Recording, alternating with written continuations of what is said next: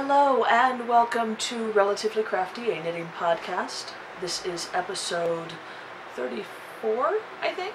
I'm your host, Cristi. You can find me on Ravelry as Cristi-Lael and on Instagram as Cristi-Lael without the dash. We also have a Relatively Crafty Podcast group on Ravelry where we talk about knitting and we have giveaways and knit-alongs. And we are having a summer solstice knit-along right now, which is going from June 21st to September 21st, and you're encouraged to just knit any socks that you want to knit. A pair of adult socks counts as an entry, and it doesn't have to be matching. They can be the second sock in two pairs that you finally finished. They can be just mismatched socks. They can be the first of two pairs of socks if you don't think that you're going to finish the other side, the other half of that pair. Yeah, whips are included unless you are no more than a third of the way through the pair, and children's socks are included as well, but 4 kids socks equals 1 entry, so 4 kids socks is the equivalent of 2 adult socks. And yeah, we've had quite a lot of entries so far. I have a chatter thread in the group, and then I also have an FO thread, and I encourage you to post your FOs, each pair in their own post in the FO thread, so that you can get credit and an entry for each pair.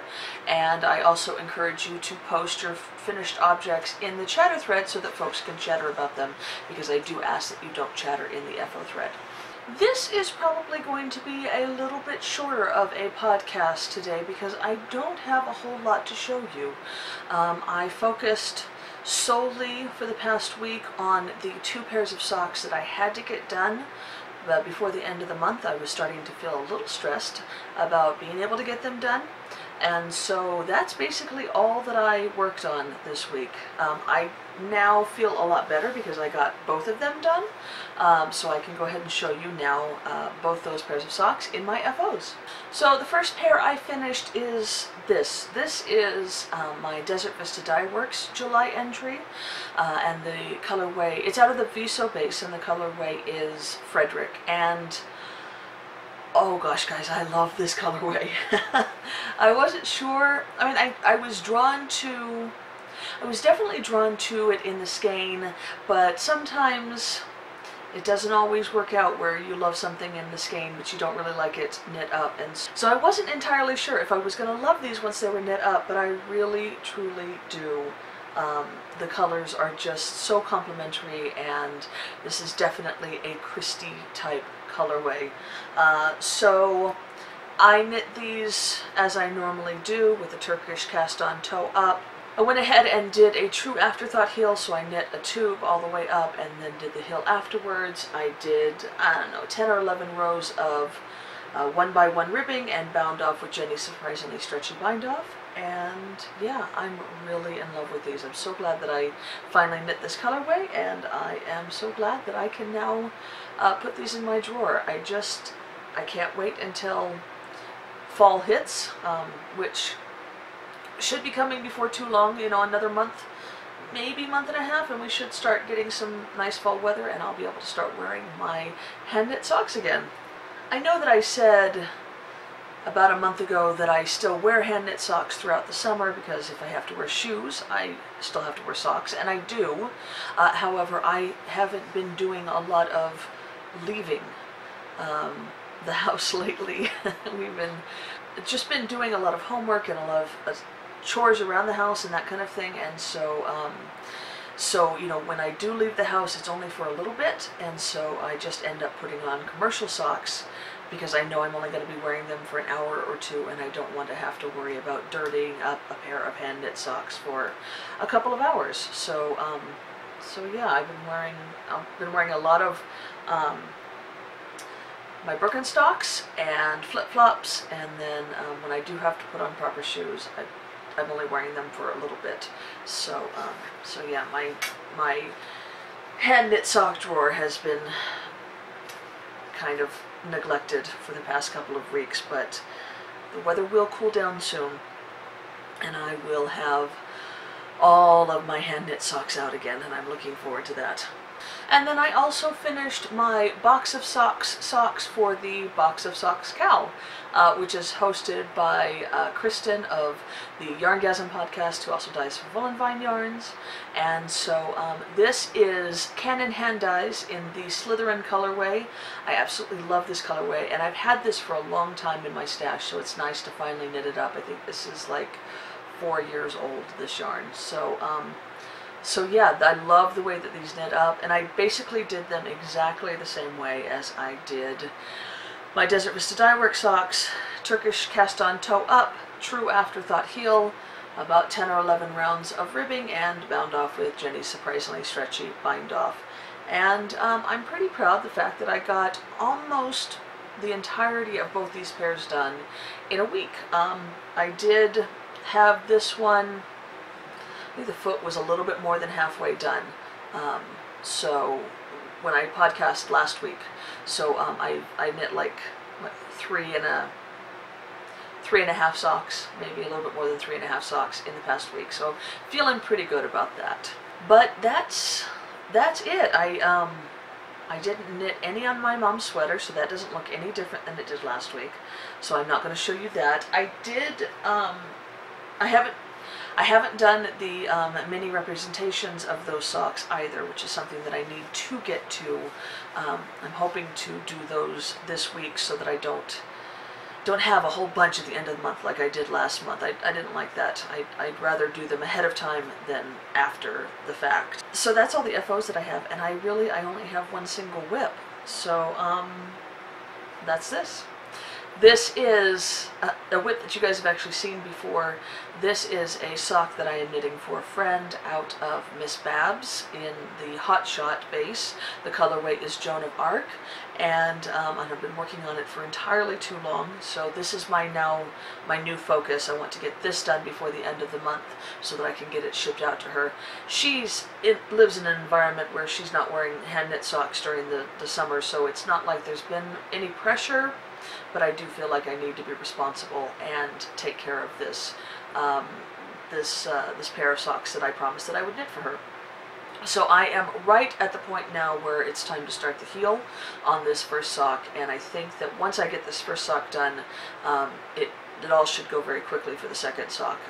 I had to do some adjustments in sizing and whatnot to knit this first sock since she wears different size shoes than I do, and so it took me a little bit extra time. But the second sock should fly. And then, speaking of knitting socks for friends, I do have this skein, which I need to knit for my other friend. If you recall, she lives in Canada, and she picked up 2 of those sock blanks from Erin's shop, Bling Your String, for me at the festival that they had in Canada in May, I think, maybe. And when I offered to pay her for the sock blanks, she asked if I would be willing to just knit her a pair of socks for each blank instead, and I was totally cool with that. So I had wound this up with the intention to knit it this month, and then I didn't think I was going to get to it, but it looks like I might be able to at least get it started before the end of the month. This is stashables.co.nz in the colorway Rainbow Lorikeet. And if you recall from when I had it in the skein form, I thought that it might be a striper. It's not. It's definitely going to be variegated, so I'm interested to see how it knits up. And that'll be all the socks that I will manage to get to before the end of the month. I mean, I basically have a week left, and so I know that I'll definitely be able to get this fair finished.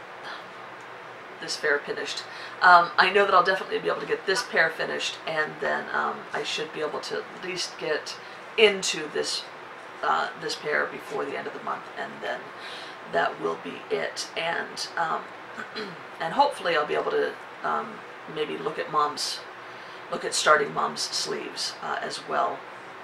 But I'm not really putting any pressure on myself for Mom's sleeves until August. I'm not going to worry about it. I know how fast the body knit up, so so I know that I could probably get each sleeve done in about a week, and so I'll have it done well before the end of August. So so yeah. And I guess that takes us into my yarn haul, and wow, this is really going to be a short episode, guys. I am sorry. I didn't realize that I really didn't have much to talk about this week, which is strange, because you normally can't get me to shut up about my knitting. But I didn't buy any yarn in the past week either, which is crazy, right? I don't normally do that. I do, however, have some donations for the knit-along, our summer solstice KALs, so I'll go ahead and show you those. First, I was contacted by Pam Dunger, who wanted to send me a skein of yarn, just kind of as a I Dig You gift, which was awesome. I was very honored to receive that, and it was from her friend who is a budding new dyer. Her shop is called To Dye For Yarn Company, and her name is Amanda Gray. I will link that, of course, down below if I can find it. I'm not sure if her shop is open yet, but if it is, then I will link it down below. And so the yarn that Pam sent is this. Isn't it beautiful? Oh, this orange is killing me. I love it. So it might even end up kind of micro striping, because you have, you know, half the skein is this beautiful, brilliant orange, and then you have these multi-speckled bits for the rest of the skein. I'm very excited to knit this up. Thank you so much, Pam, for sending it to me. It's gorgeous. And then Pam also surprised me by including 2 bags that she had made. And one is for the knit-along, and one is just a gift for me. So I'll show you. This is the one that I opted to keep.